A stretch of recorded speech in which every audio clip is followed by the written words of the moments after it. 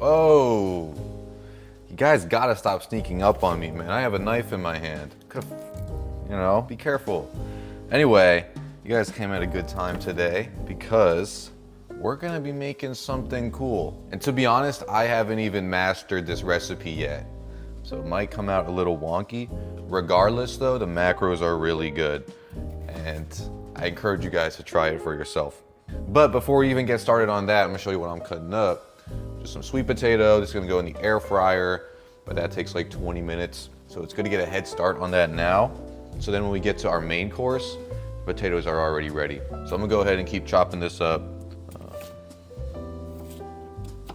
But let's talk a little bit about the sweet potato real quick. Let's stop and talk about these guys. Extremely nutritious food. High in beta carotene, which is what make carrots orange. Carrots are very rich in beta carotene. I wonder why. That's why a good rule of thumb I have is that any orange food is gonna be healthy for you. Not Cheetos though, you fat ass. Any naturally occurring orange food that's out there is gonna be healthy for you. And now when I pop these in the air fryer, I'm gonna leave this skin on. And there's a reason for that. You could peel them, that's totally fine. Just know that along with other foods as well, other fruits especially, the skin is where a lot of the micronutrients are. So you kind of want to leave that on unless it's unbearable. And really the skin on the sweet potatoes aren't that bad. Just if you are going to eat it with the skin, this is important, wash it first, right? That was just in the dirt, right? Wash that off before you give it a little olive oil spray and then put it in the air fryer. All right, this is me washing off the sweet potatoes, by the way. But unlike your rice cakes and honey, these carbs are complex carbs. So these aren't necessarily ones you want to have immediately before your workout, but maybe like an hour or two before. And everyone likes to hate on carbs, but guys, carbs are your friend. You want to have good workouts, you want to enjoy your life, you need to have some carbs. All right, we're popping them in here. What I always like to do with my sweet potatoes, give it a spray, give it a little shake, boom. And now feel free to do what you want with your sweet potatoes.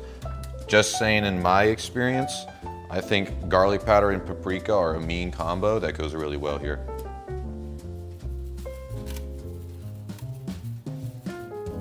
I think the garlic paprika combo is a combo we should be talking about more as a society. I use that combo a lot with seafood too, with shrimp and salmon especially. All right, we're popping that in. We're gonna torch it 400 for 18 minutes. That's usually long enough. If it needs longer, we'll give it that. Anyway, as that's rolling, let's get over to our main course. All right, I'm pouring up some egg whites right now, just because I'm trying to get a little leaner, you know what I'm saying? What you could also do is, you know, have some eggs, you know, however you like to make your eggs. There's a lot of cool ways to do it. You know, you can mix cottage cheese in there, you can mix regular cheese in there. I usually do a combination of egg whites and eggs, but today we're just going raw egg white. But what we're gonna do is we're gonna put our buns on the stove like this, face down on the stove like that. Then what we're gonna do is we're gonna pour our egg whites on the stove. Now, if you can, hopefully you have a stove that's like flat and level, right?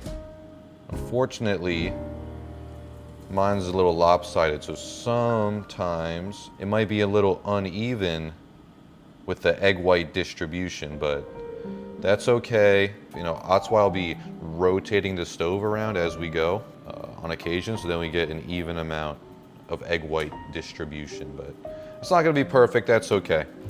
Also, what you're gonna need here is a lid. If you don't have a lid, what's gonna happen is the bottom of the egg whites will cook through, but the top will still be wet.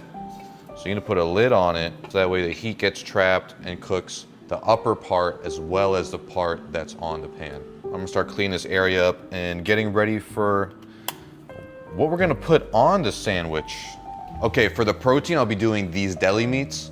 Now, deli meats usually get a bad rep, and rightfully so, but these are good. How do I know they're good? Because I got these at an all organic, like vegan, hippie grocery store, so I know they're good. That, right, and organic, you see that, it's a green flag, USDA organic. You look at the back and there isn't any preservatives. It's just organic turkey breast, salt, organic vinegar. Usually the red flags in deli meats are from the preservatives because they have to preserve it when they're put in a deli like that. And typically they are gonna be higher in sodium. In this case it is. But it's not ridiculously high, it's higher, but you'll be fine. So yeah, I'll be using a little bit of Applewood smoked ham and oven roasted turkey breast. These are very lean choices. If you see these, they're organic, I'd go for them. But don't just go around willy-nilly choosing any deli meat. Be careful with these. Let's see how this is looking. It is looking pretty even right now. That's a good sign. Keep this going for a little longer. And an extreme sleeper when it comes to health and nutrition is ginger. Guys, ginger. I can make a whole video about this, but briefly going over it, it's a super low calorie per serving option to add to your sandwiches, your bowls, whatever. It has great anti-inflammatory and antioxidant benefits. It's good for insulin sensitivity and also aids in digestion. Also adds a good amount of pizzazz to whatever you're eating. I think it's great. So boom, we have that right there too. All right, the air fryer's beeping, so I'm gonna go ahead and give that a shuffle. Now it's time for the great transfer. This is where we gotta lock in. What you're gonna do is you're gonna grab a plate, you're gonna put it over on top, and give it a flip. Ooh, be careful here. Boom, that turned out pretty good. So again, plate over, flip it on top, then you have all this real estate to work with when it comes to your toppings. All right, now let's get to work with weighing this stuff out. We're obviously gonna be generous here.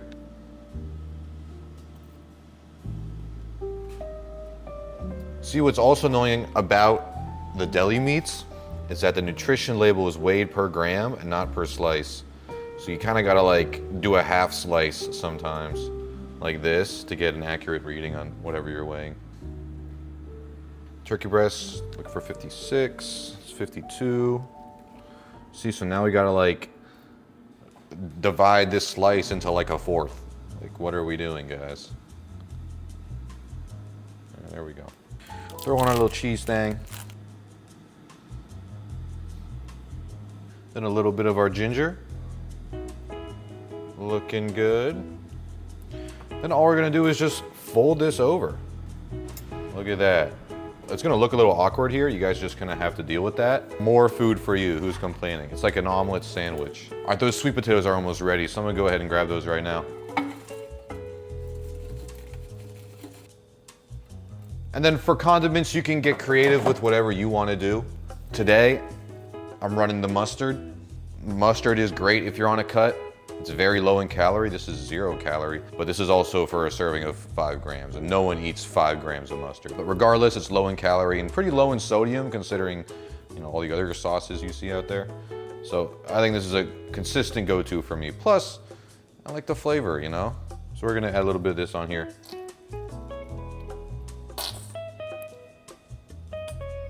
Boom.